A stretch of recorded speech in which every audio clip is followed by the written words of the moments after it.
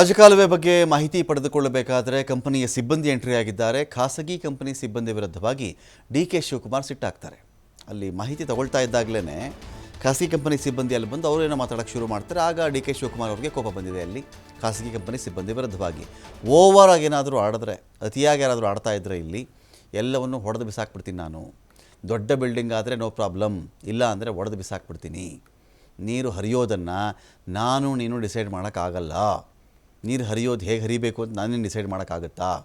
ನೀರು ಹರಿಯೋದಕ್ಕೆ ಏನು ಮಾಡಬೇಕು ಆ ವ್ಯವಸ್ಥೆಯನ್ನು ಮಾಡ್ತೀವಿ ನಾವಿಲ್ಲಿ.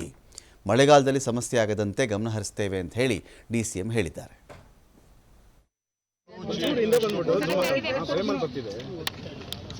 ಭೇಟಿ ಮಾಡಿದ್ದು ಇದು ಬಹಳ ಇಂಪಾರ್ಟೆಂಟ್ ಜಂಕ್ಷನ್. ಇಲ್ಲಿಂದನೇ ಪ್ರಾರಂಭ ಆಗೋದು, ಇಲ್ಲಿಂದನೇ ಹೋಗಿ ಎಲ್ಲ ಕಡೆನೂ ಆಗ್ತಾ ಇದೆ. ಸೊ ಇವರು ಅನೇಕ ಕೋರ್ಟ್ ಆರ್ಡರ್ಗಳು ಅಂತ ಅಂದ್ಬಿಟ್ಟು ಅಬ್ಸ್ಟ್ರಕ್ಷನ್ ಮಾಡ್ತಾ ಇದ್ದಾರೆ. ಆಮೇಲೆ ನಮ್ಮ ಆಫೀಸರ್ಸ್ಗೆಲ್ಲ ಇವರು ಕೋಪರೇಟ್ ಮಾಡ್ತಿದ್ದಿಲ್ಲ. ಅದಕ್ಕೆ ನಾನು ಹೇಳಿದ್ದೀನಿ, ಡಿಸಾಸ್ಟರ್ ಮ್ಯಾನೇಜ್ಮೆಂಟಲ್ಲಿ ಎಲ್ಲ ಒಡೆದು ಬಿಸಾಕಿ ನೀರು ಫ್ಲೋ ಆಗಬೇಕು. ನಮ್ಗೆ ಯಾರ ಆಸ್ತಿನೂ ಹಾಳು ಮಾಡೋಕ್ಕೆ ನಮ್ಗೆ ಇಷ್ಟ ಇಲ್ಲ. ಬಟ್ ಇಲ್ಲಿ ನೀರು ಹೋಗಲೇಬೇಕು. ನೀರನ್ನ ನಾವು ನಿಲ್ಸೋಕ್ಕಾಗಲ್ಲ. ಯಾರದೇ ಪ್ರಾಪರ್ಟಿ ಆಗಿರಲಿ, ನನ್ನ ಪ್ರಾಪರ್ಟಿ ಆಗಿರಲಿ, ಇನ್ನೊಬ್ಬರ ಪ್ರಾಪರ್ಟಿ ಆಗಲಿ, ಯಾವುದೇ ಪ್ರಾಪರ್ಟಿ ಆಗಲಿ, ಇಲ್ಲಿ ನಾವು ನಿಲ್ಸೋಕ್ಕಾಗಲ್ಲ. ಸೊ ಅದಕ್ಕೆ ನಾನೇ ಬಂದು ಸ್ಪಾಟ್ನ ಕ್ಲೀನಾಗಿ ನಾನು ನೋಡಿದ್ದೀನಿ. ನನಗೆ ಅರ್ಥ ಆಗಿದೆ.